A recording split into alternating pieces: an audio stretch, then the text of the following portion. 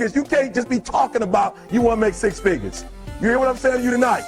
If you do the three things I tell you to do tonight, I guarantee you, whatever it is you want to do in life, you'll be able to do. You will be able to accomplish whatever you want to academically, financially, relationally, whatever. So three things. All right, I'm going to tell you this story. I got to get out of here. And the story is about, you guys have probably heard about this before. It was a young man who, he wanted to make a lot of money, and so he went to this guru, right? He told the guru, I want to be on the same level you are. And so the guru said, if you want to be on the same level I'm on, I'll meet you tomorrow at the beach at 4 a.m. He's like, the beach?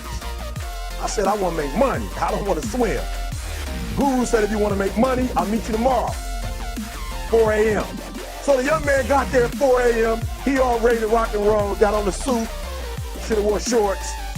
The old man grabs his hand and said, how bad do you want to be successful? He said, real bad. He said, walk on out in the water. So he walks out into the water. Watch this. When he walks out into the water, it goes waist deep. So he's like, this guy crazy. Adrian, like, I want to make money. He got me out here swimming. I didn't ask to be a lifeguard. I want to make money. He got me in. So he said, come out a little further. Walked out a little further. Then he had it right around this area, the shoulder area. So this old man crazy. He's making money, but he's crazy. Said, come on out a little further. Came out a little further. It was right at his mouth. My man like, I'm about to go back in here. This guy is mine. But the old man said, I thought you said you wanted to be successful. He said, I do. He said, walk a little further. He came, dropped his head in, held him down, hold him down. My man came scratching, holding him down. I got you. I know you brushed it out, but I got you.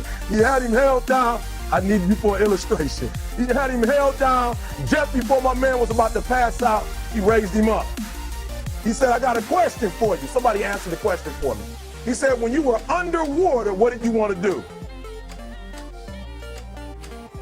Lee, I'm looking for a different word though than what's that word? He said, I wanted to breathe. He told the guy, he said, when you want to succeed as bad as you want to breathe, then you'll be successful. I don't know how many of y'all got asthma in here today, but if you ever had an asthma attack before, you short of breath, SOB, shortness of breath, you wheezing. The only thing you trying to do is get some air. You don't care about no basketball game. You don't care what's on TV. You don't care about nobody calling you. You don't care about a party. The only thing you care about when you're trying to breathe is to get some fresh air. That's it. And when you get to the point where all you want to do is be successful as bad as you want to breathe, then you'll be successful. And I'm here to tell you, number one, that most of you say you want to be successful, but you don't want it bad. You just kind of want it. You don't want it badder than you want to party. You don't want it as much as you want to be cool. Most of you don't want success as much as you want to sleep. Some of you love sleep more than you love success. And I'm here to tell you today, if you're going to be successful, you've got to be willing to give up sleep. You got to be willing to work off for 3 hours of sleep, 2 hours. If you really want to be successful, some days you're going to have to stay up 3 days in a row. Because if you go to sleep, you might miss the opportunity to be successful. That's how bad you gotta want it. You gotta go days without, listen to me, you gotta want to be successful so bad that you forget to eat. Beyonce said once she was on the set doing her thing, 3 days had gone by, she forgot she didn't eat. Because she was engaged. I never forget when 50 Cent was doing his movie, I did a little research on 50, and 50 said that when he wasn't doing the movie, he was doing the soundtrack. And they said, when do you sleep, 50? Sleep, he said, sleep. Sleep is for those people who are broke. I don't sleep. He said, I got an opportunity to make a dream become a reality. Football players, how many football players? Got anybody like football in here? Raise your hand. Anybody like football? Emmitt Smith. I used to be a Cowboy fan before they did my boy Tom Landry wrong. I used to be a Cowboy fan. And watch this, there was a commercial. Emmitt Smith had won his first Super Bowl, and he had this commercial when he was lifting weights. I don't know if you saw the commercial when he was lifting, and Emmitt said, you know what? I won the Super Bowl, so I can rest now. He was doing his bench press. So he said, I won the Super Bowl, so I can rest now. So he throws up about 325, boom. And he rests for about 2 seconds. And he, boom, boom, boom. Did you see that? He'd already won a Super Bowl. He said, I think I'm going to take a rest. And he rests for how long? 1 second. Most of you won't be successful because when you're studying and you get tired, you quit. And I'm here to tell you today, if you got somebody came to my office the other day crying, I said, look, don't cry to give up, cry to keep going. Don't cry to quit. You already in pain, you already hurt, get a reward from it. Don't go to sleep until you succeed. Listen to me. I'm here to tell you today that you can come here, you can jump up, you can do flips, you can be excited when we give away money, but listen to me, you'll never be successful until I don't have to give you a dime to do what you do. You won't be successful until you say, I don't need that money, because I got it in here. So listen to me. Emmett Smith said this at the end of the commercial. Emmett Smith said, all men are created equal. Some work harder in preseason. I'm going to say it again because you might have missed it. All men are created equal. Some work harder in preseason. So that means that there are some people who are going to see the professor, going to see the TA. And even when the professor says, I don't meet with you, my TA meets with you, you say, I don't want to talk to your TA. I don't play the TA. I pay you to teach me. So you're going to have to find some time to meet me. If I got to meet you at the mall, if I got to meet you at your house, you are going to see me. Listen to me. All men are created equal. Some work hard in preseason. When I went to college, guys were way smarter than me. 4.0s, 3.0s. They went to the Ivy League high schools, came to Oakwood from these great high schools. Most of them are not doing what I'm doing. Why? Because it's not about where you come from. It's about hearts. You come to a place where, being smart ain't enough. You got to have hearts. That's number one. Watch number two. Number two, catch number two. I wrote it down. I wanted to make sure you got it. It says, watch this. We're talking about sacrifice now. The important thing is this. You're right while I'm saying it, because I only have about 3 more minutes. Listen to me. The most important thing is this. To be able at any moment to sacrifice what you are for what you will become. That's the number 2 thing. You got to catch that one. To be able to, listen to me, at any moment. Some of you can make sacrifices when Monday Night Football is not on. You can make a sacrifice. But when the game come on, for some reason, you just attached to it. For some of you, when your favorite show come on, you can make sacrifices on Sunday when ain't nothing going on. But when your favorite show comes on Monday, fam, some of you focus until the phone ring, and then you like, I gotta answer it. If I don't answer the phone, I'm gonna die. I'm saying to you today that there are some of you, if you give up your cell phone, you would be successful. But your cell phone is more important to you than your success. I'm gonna say it again, I'm gonna hurt somebody. Some of you need to give up your cell phone, because the time you spend on your cell phone could be used for your success. The time you could be using to be successful, you're using it on the cell. And the cell phone is not bringing you nothing but a bill. And somebody has told you you couldn't live without it. I'm talking about going deep now, giving up stuff. Watch what it says. To be able at any moment to sacrifice what we are for what we could be. I don't do well in math. You're right. You ain't never studied. I'm not good in writing because you have never written before.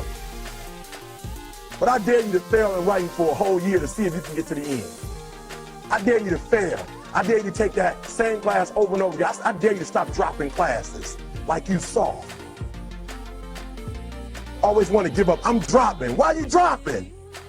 I'm so grateful that the slaves didn't drop and quit. Say, I'm just going to stop. I'm a slave. I'm just going to be a slave. I'm going to quit. Listen to me. The slaves said, we will live because one day we will become. We're going to always be slaves. So today, although we're slaves, we're going to act like we're free. And one day, our children will be free. If the slaves would have just said, we quit, we give up, we would have died in the Middle Passage.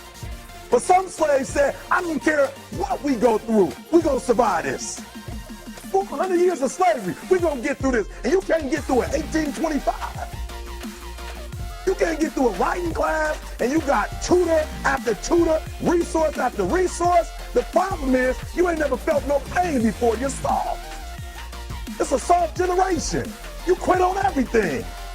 Our people did not quit. Harriet Tubman not only made it, she went back and got some more.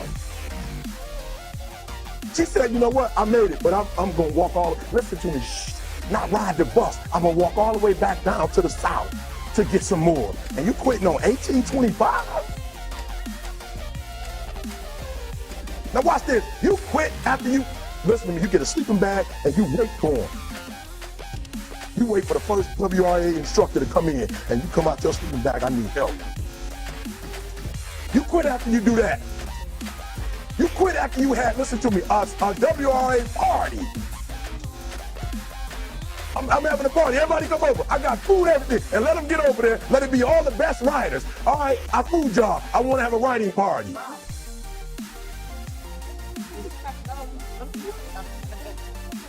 serious. You quit and you ain't even tried yet. Last one, I'm sorry. Last one. Listen to me. Pain is temporary. It may last for a minute, or an hour, or a day, or even a year. But eventually, it will subside. And something else will take its place. If I quit, however, it will last forever. Listen to me, I'm telling you as I leave. I was homeless for 2.5 years. And the problem with most of you never felt no pain before. Y'all spoiled.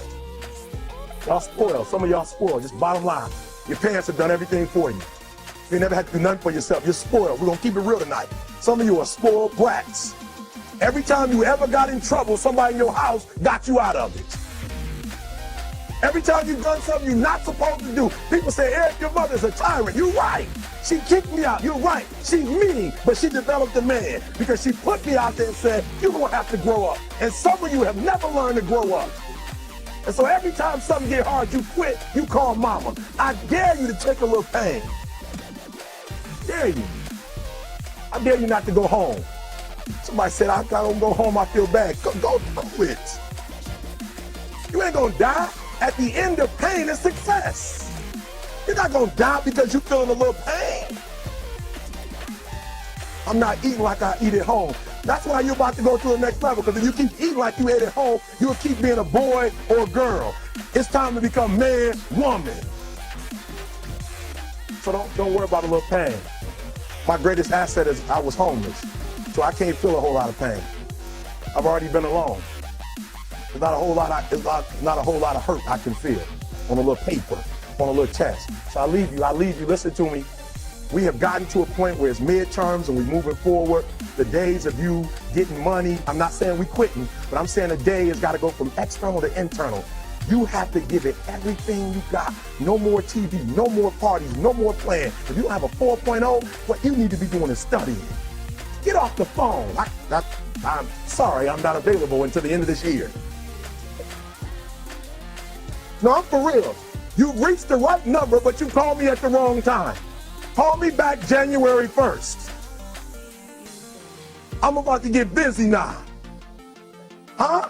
I want you to have a countdown of your own and say when the countdown is over, we're the real, watch me, because when I was homeless, I knew something was wrong. I knew that wasn't the best of me. And one day I said, will the real Eric Thomas please stand up? Will the real Eric Thomas please stand up? Stop being this high school dropout. Stop giving up. Stop sleeping on the street. Stop walking up and down Fecal Avenue like you ain't got nothing, and get your GED. Stop being afraid to take a test. Stop being afraid to go to college because your daddy didn't go and your mama didn't go. Stop being afraid and be the best Eric Thomas you can be. But listen to me, it's going to be hard. It took me 12 years to get a 4-year degree, but I got it. And guess what? On a degree, it don't have dates. So if it took you 4 and it took me 12, it don't show up nowhere. I'm exactly where I want to be because I realized I got to commit my very being to this thing. I gotta breathe it, I gotta eat it, I gotta sleep it. And until you get there, you'll never be successful in life. But once you get there, I guarantee you, the world is yours. So work hard and you can have whatever it is you want. Thank you guys for your time.